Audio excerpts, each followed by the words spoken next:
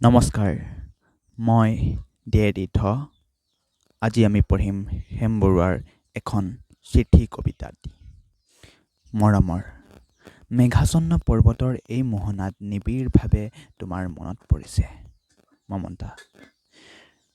বিদায় মৌন নিথৰ মুহূৰ্তত তোমাৰ চকু উপচি বাৰিষাৰ বান নামিছিল। তাৰ উত্তৰত মই মাথো নিৰুত্তৰ হৈ ৰলোঁ। সেইবোৰ অনাখৰি কথা আজিও অন্তৰত পৰ্বতীয়া বনপুৰা জুই হৈ আছে। এই পৰ্বতবোৰতে প্ৰতিধ্বনিত হৈ আছে আমাৰ বুকুৰ তেজৰ চেকুৰাবোৰ, অন্তৰৰ জুই শিখা আৰু মৰমৰ মৰিশালীবোৰ। এইখন এখন মহাকাব্য, পৰ্বতৰ মৌন ভাষাই লেখি যোৱা তেজৰ বুৰঞ্জী।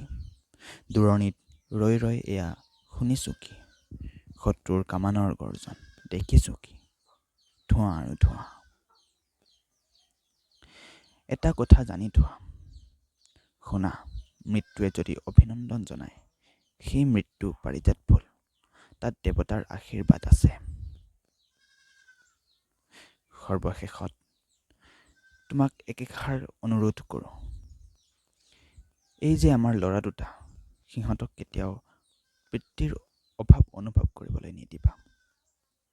সিহঁতক মাথোন একেষাৰ কথাকে কবা, যি মৃত্যুৱে দহক জীৱন দিয়ে, সেই মৃত্যু আত্মাৰ দৰেই অবিনশ্বৰ।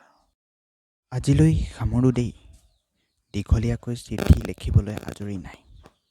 মৰম জানিবা, ইতি তোমাৰ। আকৌ এয়া আদেশ আহিছে, যাব লাগে। শত্ৰু সৈন্যই চেলা গিৰিপথ অতিক্ৰম কৰিছে। চিঠিখন আজি ডাকত দিয়া নহ'ব, আকৌ মৰম।